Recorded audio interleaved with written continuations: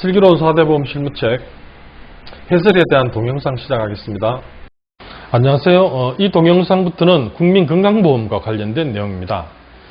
국민건강보험 전체로 봐서 쟁점이 되는 사항은요, 이 동영상을 들으시는 분들이 직장가입자 업무를 주로 하시니까 직장가입자의 요건, 특히 일용근로자들과 관련된 내용이 중요하고요, 피부양자와 관련된 요건도 중요합니다. 피부양자와 관련해서는 최근 입법이 피부양자의 범위를 좁히는 쪽으로 입법이 되고 있어서 체크를 하셔야 될 것 같고요. 보험료 관련해서는 상하한선이 있다고 하는 특징이 있습니다. 그리고 직장가입자 같은 경우에는 보수와 소득 의뢰에 따라서 각각 그 보험료가 나오는 부분이 특이하고요. 퇴직을 하게 되면 임의 계속 가입이라고 하는 제도를 이용을 할 수가 있는데 그 내용도 중요합니다.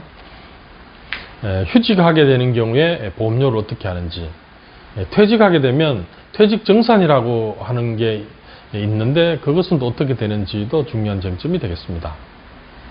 이번 47, 48 단원과 관련된 동영상에서는 직장가입자의 그 가입 대상 요건과 보험료, 그 다음에 몇 가지 신고와 관련된 내용을 다루어 보겠습니다. 국민건강보험 보험법 정의규정 살펴보겠습니다. 근로자는 근로기준법에 있는 내용과 차이가 있습니다. 그래서 법인의 이사와 그 밖의 임원을 포함한다라고 규정되어 있고요. 고용산재보험과는 고용산재보험법에 있는 근로자 개념과 차이가 있습니다. 사용자는 국민건강보험은 국민 모두가 가입 대상이기 때문에 공무원과 교직원과 관련된 내용도 사용자에 들어와 있습니다. 다만 사립학교 같은 경우에 보게 될 것 같으면 개별학교 교장은 사용자가 아니고 재단의 이사장이 사용자입니다. 개별학교 교장은 행정법적으로는 영조물에 지나지 않는다 이런 이제 판례가 있고요. 개별학교 교장은 기관 내 자이기 때문에 사용자는 해당이 되지 않습니다. 피부양자 개념이 중요한데요. 피부양자는 지역가입자에게는 없고요. 직장가입자에게만 있습니다. 지역가입자인 경우에 모든 가족들은 연대해서 보험료를 낸다 이런 규정이 있고요. 피부양자 개념은 직장가입자에게 있습니다. 부양요건이라고 해서 주로 생계를 의존하는 사람이에요. 직장가입자에게. 그 다음에 소득요건, 재산요건 이래서 부소재 이렇게 외우기도 합니다. 부양요건과 관련해서 보면 배존, 비형 이렇게 해서 배우자, 직계, 존속, 직계, 비속, 형제자매. 형제자매와 관련해서는 최근 입법이 범위를 점점 좁히고 있는 그런 경향이 있습니다. 체크해 보시기 바랍니다. 가입 형태를 보면 직장가입자와 지역가입자로 크게 두 가지로 나눠집니다. 임의 계속 가입이라고 하는 것은 직장가입자로 있던 사람이 약 3년 정도에 걸쳐서 직장가입자로 있을 때의 보험료를 내면서 있는 그런 형식이 되겠습니다. 36개월입니다. 직장가입자 적용요건 관련해서 일용근로자 잘 살펴봐야 되고요. 1년 미만의 일용근로자는 가입 대상이 되질 않습니다. 그 다음에 한 달에 60시간 미만자도 가입 대상이 되질 않습니다.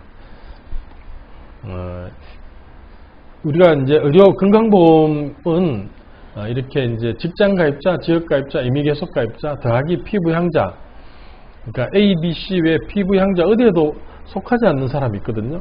의료보호법, 이제 독립유공자, 그다음 국가유공자 관련된 법률의 따라서 의료급여나 의료보호를 받는 사람이라서 이런 분들은 해당 법에서 보통 무료로 의료 서비스를 받을 수 있는 그런 사람들이 되겠습니다.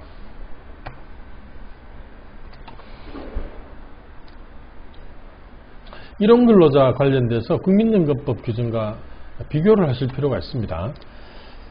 보시면 국민연금법에는 1개월 동안 근로일수가 8일 이상인 사람이 국민연금에 가입하도록 되어 있고요. 국민건강보험과 관련해서는 법조문을 찾아보면 1월 60시간과 관련된 표현은 있는데 국민연금법처럼 8일이라는 규정은 없습니다. 그래서 보건복지부에서 국민건강보험 업무지침 개정을 통해서 국민연금과 동일한 기준을 적용하기로 2018년부터 공포를 해서 2020년도부터 전면적으로 적용을 하고 있습니다.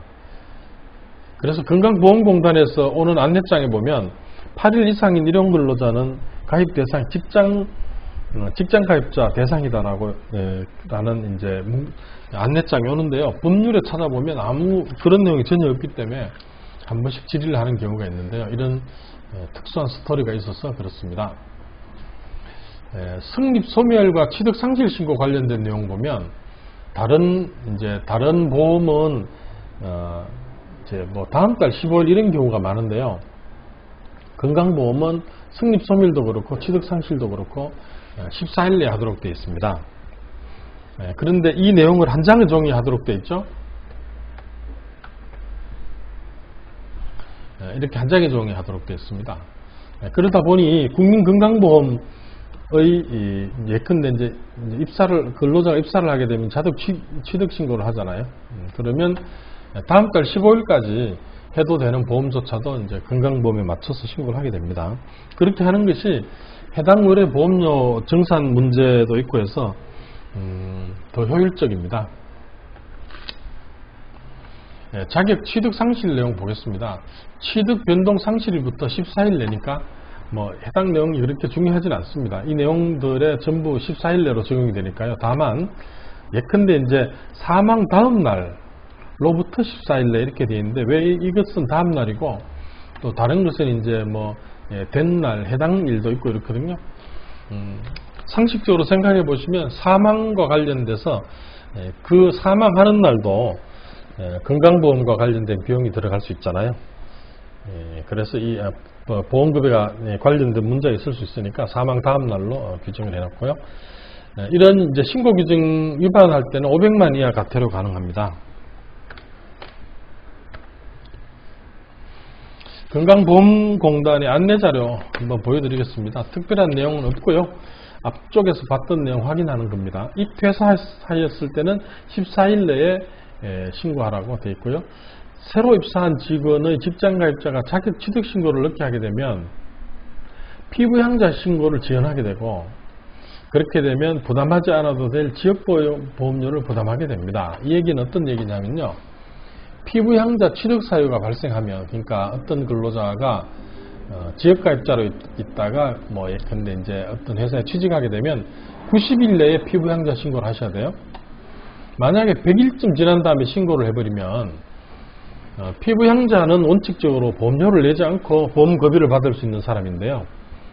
90일 이전에 신고를 해야 입사일 기준으로 소급해서 적용을 시켜줍니다. 그런데 만약에 100일쯤 지나서 신고를 해버리면 입사한 때로부터 100일 될 때까지의 지역보험료를 내야 됩니다. 그래서 이 두 번째 문장에서 표현하고 있는 내용은 부담하지 않아도 될 지역보험료를 부담하게 된다라고 하는 내용은 이런 내용을 얘기하고 있는 것입니다. 퇴사할 때도 마찬가지 상황이 벌어질 수 있습니다.